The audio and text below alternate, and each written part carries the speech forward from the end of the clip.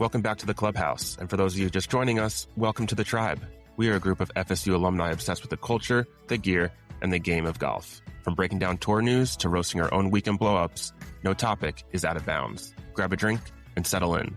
This is the Tea Time Tribe. Welcome back to the Tea Time Tribe. I'm Eric, as always, joined with John and Ian. We got a lot to get to today. We are on to the last tournament until we hit the FedEx Cup playoffs. We just finished up the Rocket League Classic this past weekend, another first-time winner on the PGA Tour this season. We'll get into some breaking news on the ever ongoing traction of LIV Golf and what it may or may not be next week at this point. We'll get into our weekly debate, and then we'll get into the last tournament before the FedEx Cup playoffs begin, which is the Hotel Championship. So, Rocket Classic. Actually, you know what? Before we get to that, I do have to congratulate our very, very well-known, great golfer on planet Earth, President Donald Trump, securing his 43rd club championship at Bedminster over the weekend. So, congrats to him. Did he I believe play against? he shot a 70. I think he was the only one in his flight, right?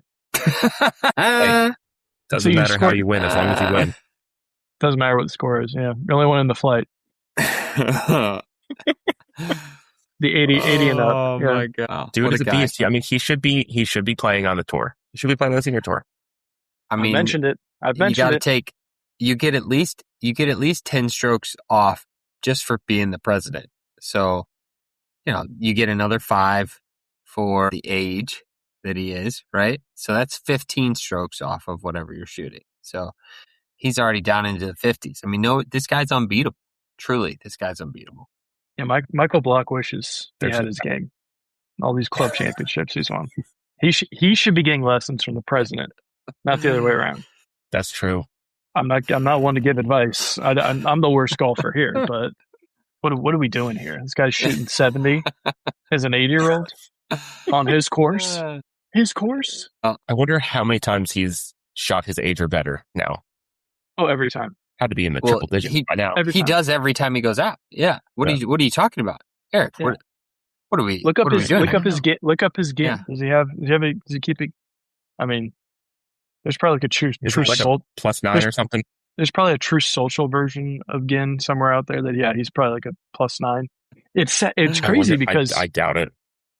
do y'all remember who's the dude in North Korea? Kim Jong whatever. He claimed to have shot a 54. Kim Jong-un or Kim Jong-il? Yeah, look it up. He shot an claimed to have shot 18. Oh yeah, he shot an 18, dude. No. He shot an 18. John, get this your right. facts straight. Yeah, when he goes out and he does something, he does it to perfection. Nobody does. No, he doesn't play a sport without being perfect. I must be speaking about a different round where he ballooned and had a 54 on a par 72. And you're saying that was a good round, but you're saying his best round was an 18. Yes. So he was. Yeah. So look he it was. up. He Look was it up. 54 under. Yeah. What is Kim Jong-un's best golf round? 18. Let's see here. Yep. It's just 18. And there is a yep. And then there's another. Sorry, Kim Jong-il was the one who shot an 18, but Kim Jong-un shot a miraculous 38 under, a score of 34 with 11 holes in one during and it was his very first round of golf in 1994. Raw talent, hiding it from all of us. Yeah, that's what I'm saying. We have a lot of politicians out there who are selling themselves short because they can make far more money playing professional golf than the measly, whatever, $400,000 the U.S. president makes. That's taxpayer money. He's stealing even more money from the taxpayers for his salary when he should be playing golf. What do you need to put money into the stock market for? Just go play professional golf. Yeah, they would win every tournament. So You know what? If LIV stays around, Trump should be on someone's team. Yes, I would actually pay money to see that. That would be pay-per-view that I would watch just to see how shitty he ends up playing on every single hole. I mean, he's not going to play shitty. He's won 43 club championships. Dude, a little respect. What the hell? God. That's a 40. You're talking about a 43-time winner at the Trump golf course portfolio. All right. What did he do before that? He just wasn't playing golf. Yeah. He just wasn't playing golf prior to that. Is that right? Is that so what was he happening? just. Okay. They said the last time he played in We're on the same page. last time he played in like a non-Trump event was the 06 American Century, whatever that celebrity tournament is at Lake Tahoe, and he shot. Mm-hmm. I don't know however ACC, many over. Yeah. He shot it was like an average. It was like 50 over, like over 3 days at that event 20 years ago. So he's gotten infinitely better from the time he was 60. From the time he was 60 to the time he's now 80. What's the secret? Maybe we should get him on the podcast. What's the secret? Shrink the game. That'd be the move. Yeah, shrinking. I would. In other news, speaking of great golfers, I went down a rabbit hole of just seeing Tony Finau. Just do you guys see what happened on Sunday to him? He's just absolutely just vomited all over himself. Ended up shooting 77 on Sunday. Just a hellacious round of golf to end in the weekend. Poised to make at least a top 10, and I think he dropped down into like the 50s. Damn. Maybe he needs lessons from Trump. I think he does. He does. Yeah. You know what, John? You're onto something. Trump could make a lot of money here, teaching and playing. I talked about this the last time he won his club thing, which may have been last year. We may have been having this conversation last summer around the same time, where he won the same tournament with the same score. We were.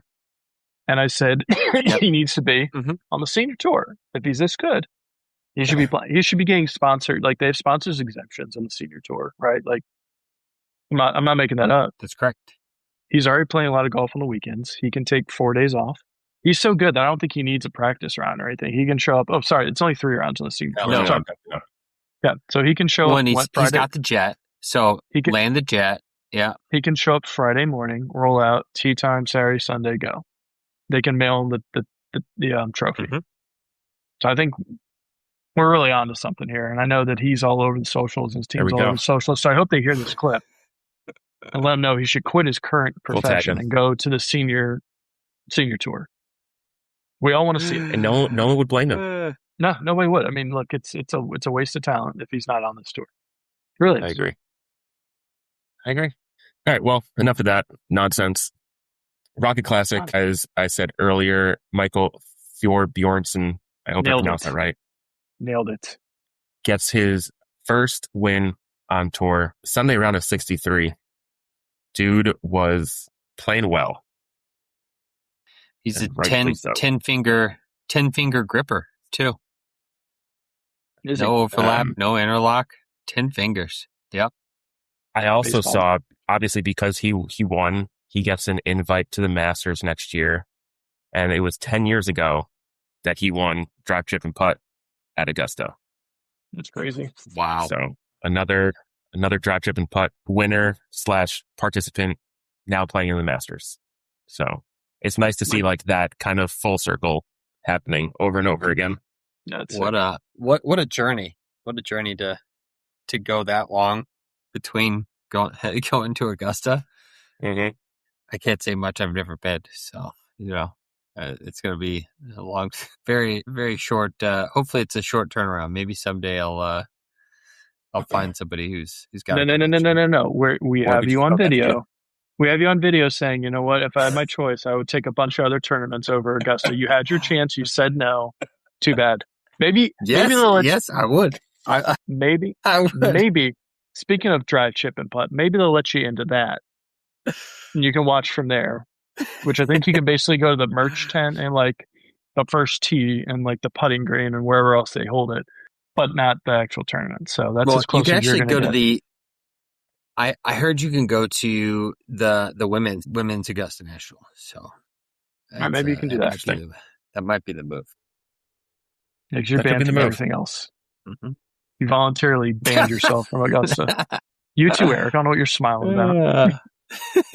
I'm just keeping my mouth shut because I know what I said. I stand by it, but I know what I said. I still stand by it. Yeah. All right, you guys are both size larges, right? Yes, but I will not wear any merchandise that I haven't been to. I'm that kind of guy. Respect. Ian's awfully quiet on that one. A couple. We've been through this. Augusta We National's the only one. A couple of names that played well this week. One guy that really stuck out was Ricky Fowler. I mean, he kind of dropped dead on the weekend, shooting 67 and 70, but he was right up there with the 63 on Thursday, 68 on Friday. I thought this would be one of those tournaments that he might have a chance to come in and get another win under his belt. Another one that I know needs the points is Keegan. He jumped up to 72 in the FedEx top 70, so he's got some work to do this week upcoming. Fun fact: Ricky's last win was the Rocket Mortgage Classic in 2023. That's right, it was Ryder Cup here. Yep, made the team off that basically. Beat out Morikawa and Adam Hadwin, the guy that the guy who's dropped off the face of the earth. Blast from the past. Hadwin, yeah. Well, ever since he lost that battle with the sprinkler head, he just hasn't the sprinkler head and then getting tackled at the Canadian Open on the green. He hasn't recovered. You just can't come back from that. Also, speaking of this FedEx standings, I think Brooks is playing this week, and he needs like a T4 or better to make the top 70. I read he's in like I forget what place he's in, but he's got to have a very, very good finish this week. He's in 86. Okay, yeah, he's in 86. Yeah, I was gonna get to it. We can get to it now, but some of the big names that are outside the top 70 right now. I mentioned Keegan, Jason Day is at 75. You just mentioned Brooks is at 86. Tony Finau, 89. There was one more here, kind of scrolling down here quite a ways. I don't know where he went. But the one that's interesting is Jackson Coylan, who I mentioned last week. With his win, he's number 70.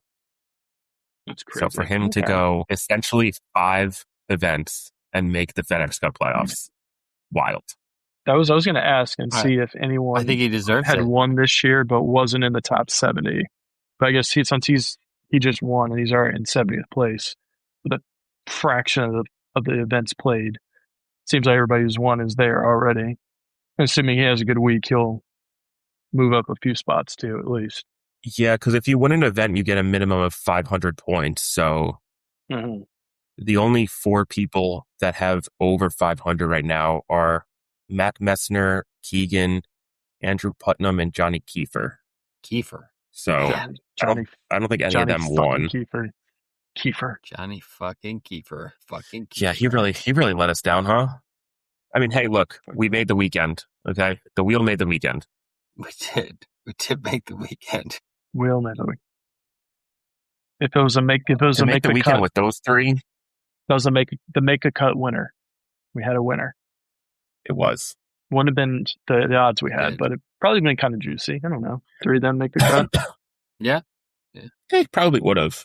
Pretty decent. And then on the flip side, some people that are currently in the top 70 that need to keep their spot. Potgieter's one of them. Shane Lowry sitting at 60. Berger's at 58. The one that I'm hopeful for to continue, Max Homa sitting at 51 right now. So he's definitely into St. Jude, but needs a little work to get into BMW and then potentially Tour Championship. Does it go 70, 50, 30 for this? Do they cut it down? It does. They cut it down. Yep. Okay. There's one guy who's currently in the top 70 who I know we are all rooting to drop as much as possible. Brian Harman. Where's he at? Get him out of there. He is sitting at 63 right now. 63. So I think he's safely into FedEx St. Jude. I don't know how he would drop 7 spots, but you never know. Playing this week? You never know. Well, he didn't play in the Rocket. So I don't know if he's playing this week. Well, let's see here. Let's see. Is he on your wheel, Ian? If he is. Let's see here. Harman. He is playing this week. Yeah, he's there. Oh, he's there. He is there. We'll see how this all winds up. Before we move on, I think we kind of touched about it a little last week, but I want to get your guys' thoughts on Rory's comments about the FedEx Cup and how the standings go, and him basically saying, like, look, I need to be in the top 30 to make the Tour Championship. Why would I even bother playing in the first two? It's such a, like, I guess, more or less terrible system is what he was saying. What's your thoughts on that? Well, in order to make the top 30, John, I mean, you could easily make it like just waiting for you to be done with your ice over there, clunking away. Sorry. Jeez, it's ice age down the bottom side. Honest to God, Titanic hitting the iceberg there. The way you can, let me say, avoid it. Just keep going. The way you can avoid it is you can make, if you want to play in the top 30, if you've qualified, you have to play in one of the two first events to get to the 30th. You can't just skip. I know it's like, yeah, you qualify and you have enough points and you're not going to lose the top 30 ranking for someone like Rory or Scotty or, these guys who've accumulated a ton of points. In order to qualify for there, you still have to play one of the two first events, I would say, to be safe. Because these are more or less signature events and you're not allowed to skip all those. So, well, Rory does. We know that. You are. Yeah. No, but you are allowed. Remember, he's Rory. So the rules don't apply to him. Yeah, I don't disagree with them.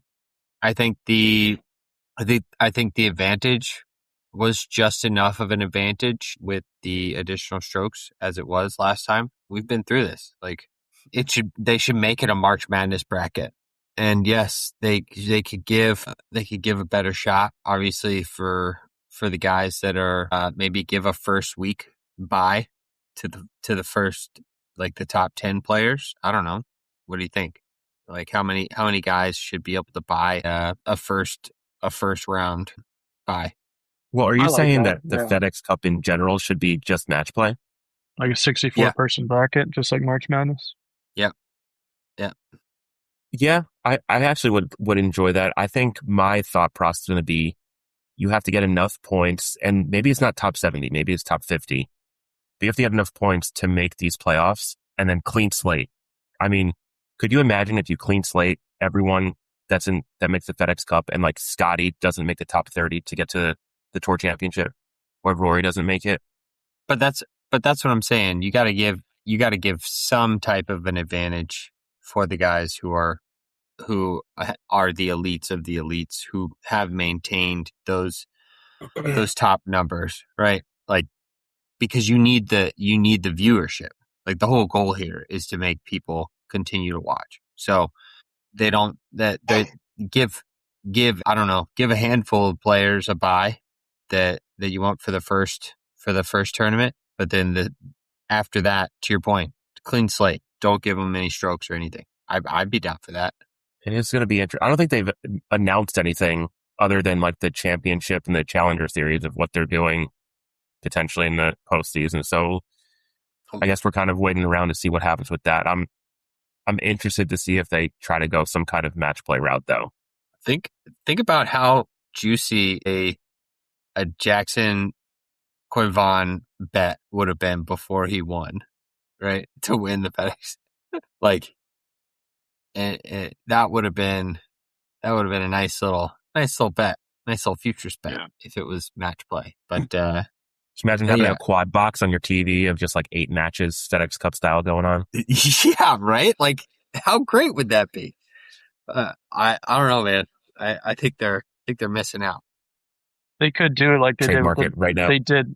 Well, it's like they did with the Dell match play where they had, was it 64 guys, and then they started off with 16 groups of 4, and then one guy advanced out of that group, and they got to knockout in the final 16. So you could do that. That's not a bad idea. So you could do that the first week in the FedEx, and you could give like the top 16 guys in the FedEx a bye to the BMW. So then you have 48 guys. St. Jude, you have 12 or however many, you have 16 3-balls or 12 foursomes, and one guy advances. So you're not showing up just to play one match. Like it's round robin over the 4 days or 3 days, however long you want to do it. So, you can get your winner from each pod, and then they advance to the next weekend, and there's Total X amount points that weekend. And then the final weekend, it's like 16. And it's knockout the last weekend in East Okay, Lake. John. I mean, Okay. All right, John. Okay. Okay. the wheels are turning. I'm thinking like World Cup kind of stuff. Like you have your groups, you have your winners. Group of death. Yep. Yep. And you're all ranked. And you can rank, I mean, the Dell match, they had like first 64, I guess in this one, it's like 17 versus 64 because the first 16 get the bye. So if you're top ranked guy that weekend, and I don't know, you could do it based off the FedEx points ranking, I guess. Yeah. To, just like in March Madness, it's all seeding. So, and then it's a blank slate. Anyone can win, Well done, John. Bravo. That was good. Bravo. All right, roll out. I like it. All right. Clip this and send it to headquarters. Yeah. Send it in. Fuck it. We're doing it live. We're doing it live. So I saved golf. Yeah. Single-handedly saved golf. John single-handedly saved golf. I will say he single-handedly saved the PGA Tour. My next question was going to be, can you save LIV Golf? They're in desperate need. My ideas are for sale. Knowledge is power. Knowledge is currency. Anyway. You need that. Wait. You need that check up front, though. Cash only. Yes. No checks. Yes. Cash only. I'll take the Aramco Preferably stock. a big bag of cash. Aramco. Yeah. So we got information that apparently a bunch of emails went out to staff and vendors associated with LIV Golf that they should expect to not have a job beginning of September. Basically like their 30-day termination notice. And this is on the heels of other things coming out that they're going to declare bankruptcy, that the team championship is going to be canceled. I think we all knew this was coming. I think it's just starting to spiral and snowball quicker and quicker and quicker. How true this all is, I don't know. No one's really confirmed anything yet. But the real question is, when the bankruptcy information kind of came out, there was talks of like, well, if they restructure after that, the guys that are owed these 8 and 9 figures, aka John Rahm, what happens to them? And they were saying like, oh, well, he will just be an equity owner potentially of this LIV 2.0. If I were him and that were the case, I would be so upset. I would be so pissed. Yeah. He has to have, question. There's got to be some clause in his contract. He's not that dumb because he knew this was a risk when he signed up for this, that this may go under during his contract, right? Like just the way it was going to go. This is a startup. 95% of startups fail, right? Like it's just in general. Doesn't matter if it's a new golf league or, whatever, you're starting in your backyard. Like odds are stacked against you. It's not going to succeed. So if his lawyers, attorneys, managers had a modicum of common sense, there's some clause in there that like either got all that money up front, that, exorbitant amount, forget how much it was when he signed. It just was wired right then and there, whatever guaranteed money. That had to have hit his bank account before he stepped foot on any LIV course. Had to have. I mean, we don't really know anything about their contracts. They've kept those so close to the chest that I don't think anyone knows what's actually in those contracts. If he's actually owed any money, he's got just terrible representation. Or he just really hated the PGA Tour. It was like, I don't care. Like, but I don't think that was the case. Like seemed like he was having a good time there and was just presented with basically a literal blank check. So who knows if that's true? But if he's owed any money, we're going to see on the ticker the John Rahm fired agent, management, whoever. Like, oh, we're not going to like, dude. We all knew this could happen. I think they'll go after the PIF, but that'll be a losing battle because it's the PIF. You're going up against the Middle East, basically. I like that. That oil money is no joke.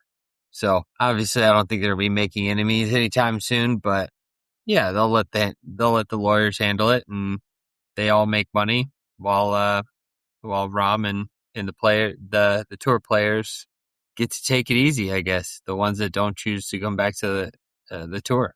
I don't know what happens to Rahm. Like he just goes and plays Augusta from now on.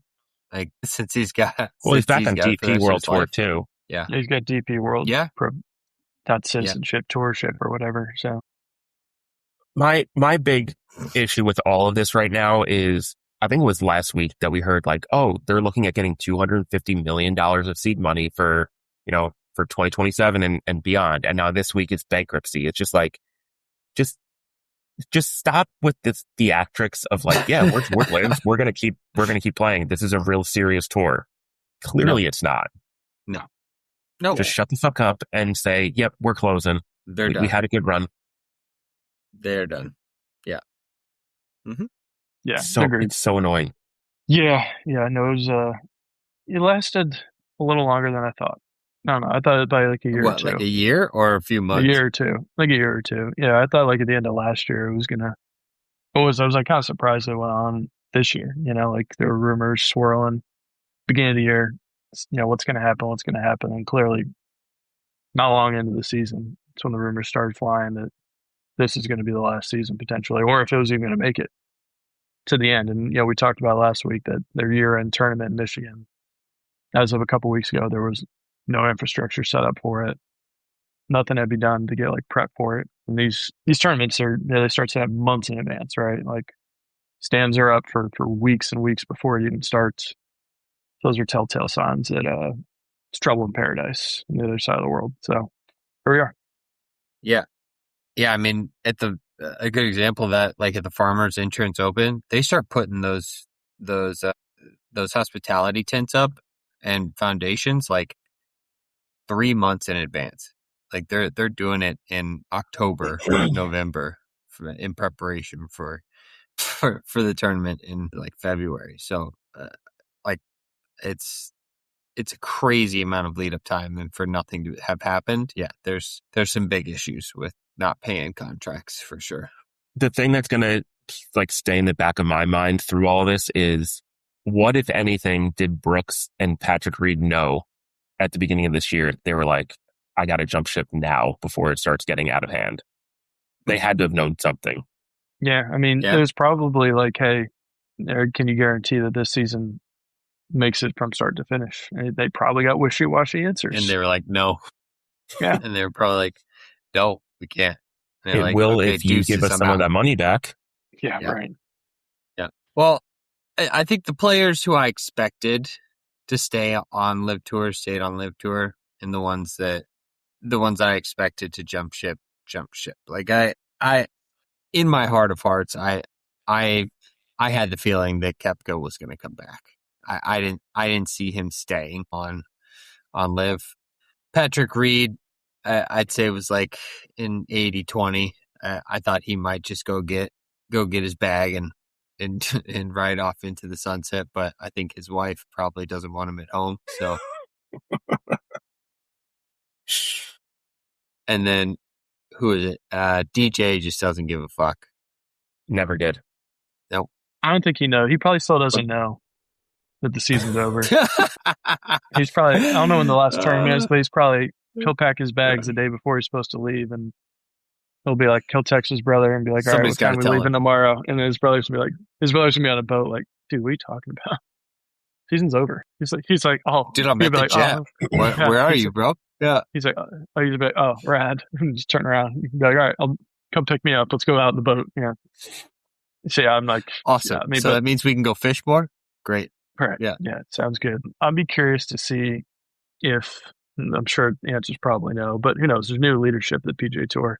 A lot of PGA Tour staffers left to go work for LIV when it first started years ago. LIV gave him a lot of money, and I know this from a contact who worked at the tour. You see several people in his professional network who are on PGA Tour, and LIV was offering them $10,000, $15,000, $20,000 more a year. Go take a staff role, same job, more money, less work probably. I mean, there's less tournaments, right? So a lot of them jumped ship like the players did. They've been there ever since. So now that's gone. Are they going to flip PGA Tour? Like, hey, prodigal son, like that. With Brooks, like, hey, you guys can come back here if we have some openings. Or are they just like, you made your bed, see you later? Yeah, they're fucked. Yeah, I think they're fucked. People are spiteful, dude. People are just especially in that type of world where they already don't pay well.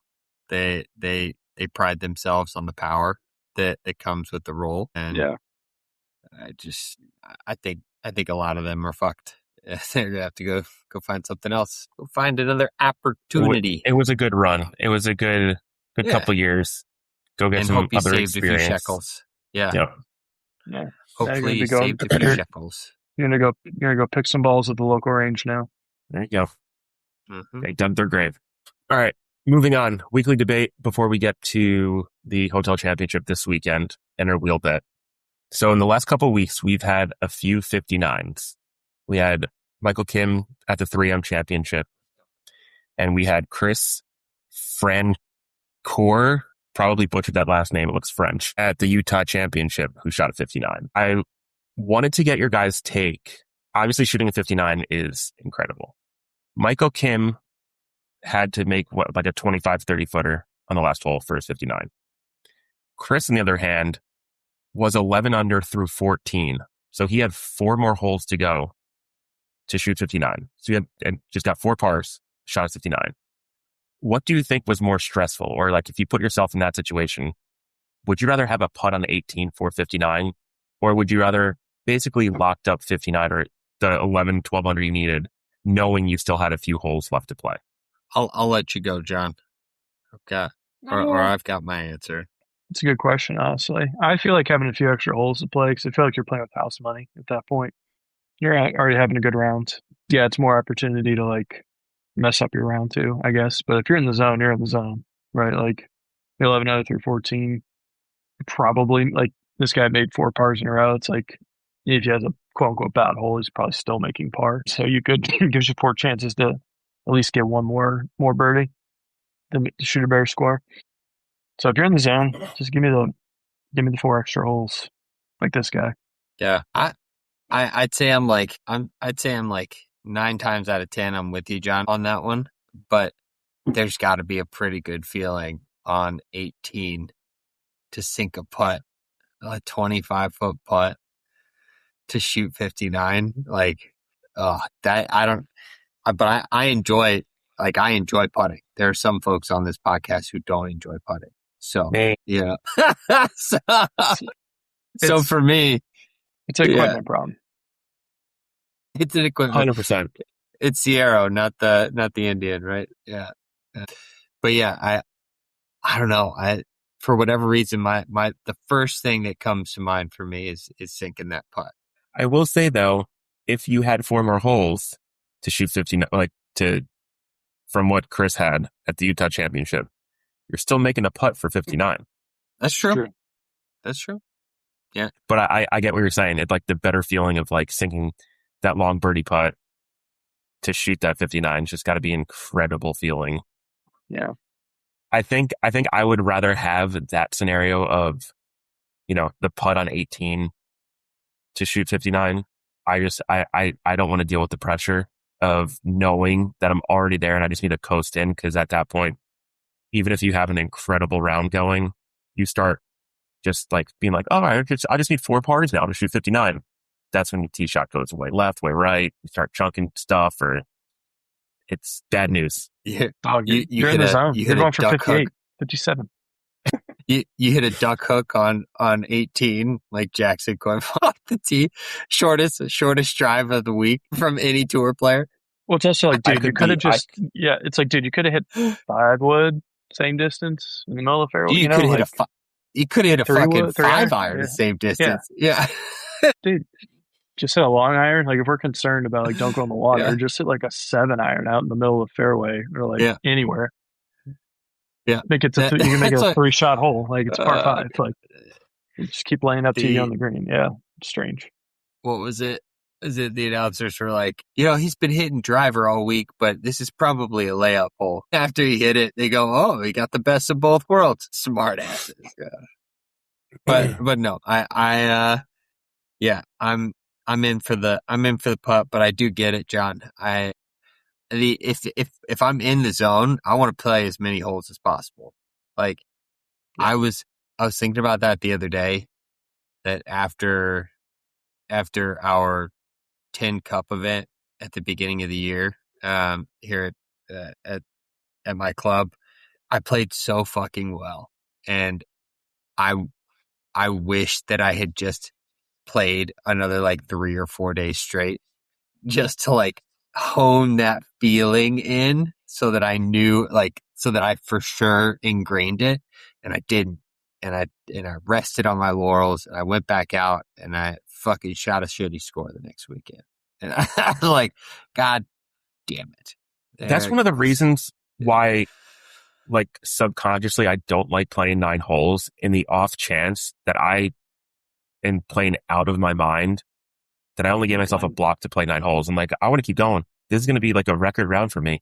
Like, Maybe that's what you got to do, Eric. Next time we play together, I'm just going to be like, hey, man, it's just 9 holes. Play the 9. Just play 9 the holes. front 9. Well, just play the 9. That was the worst Play the part 9. about high school golf for me. I had a couple rounds where I was like even or 1 under for those 9 holes. And I was like, I want to play the rest of these fucking holes. I want to go play the back 9. And obviously not, but maybe it is. I don't want to say that I'm all mental on the golf course, only when it comes to putting. But I get your point. Touche. All right. On to the hotel championship. Ian, pull up the wheel. Let's get this going. All right. Here we go. I don't think we can select Scheffler. I don't think he's playing. Nope. So we're good on that front. I don't think the hotel boy himself is playing. Is the sponsored boy, is he playing? No? Okay. He's not. He is not. Okay. All right. So to get an idea of who's playing here, we got Cam Young. Cam Young's playing. Wow. Yeah. He won last year. Gerard Fitzy. Alex Fitzpatrick. Yeah. Matsuyama. Smalley Straka's in the field. Griffin's in the field. Satsuni.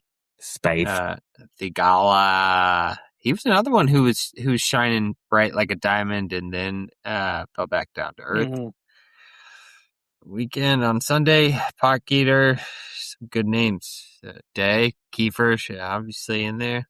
Putnam. All right.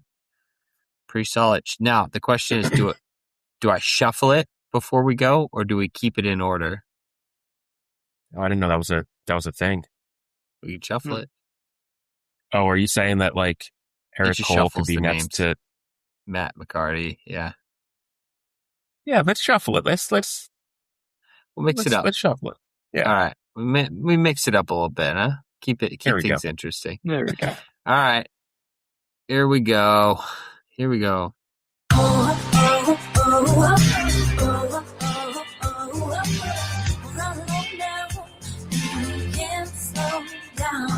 Can't slow down.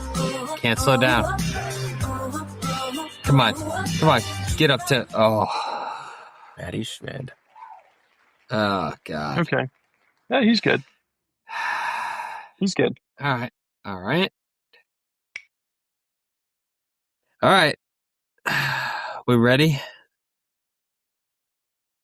We're ready. Here we go. Better music.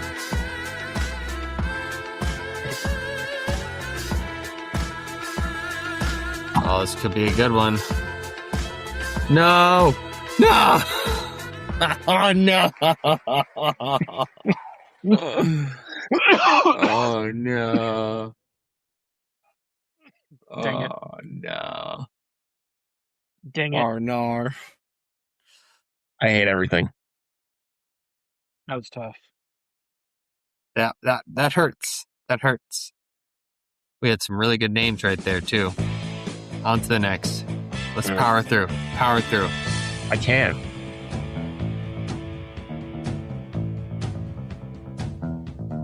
Good Lord.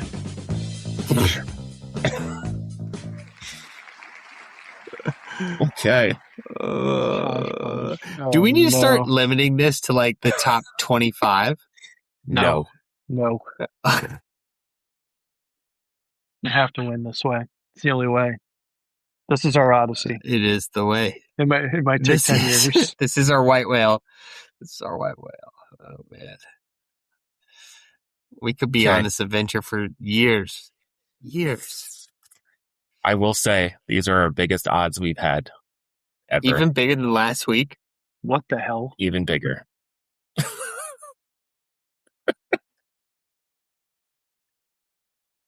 I forgot who we picked.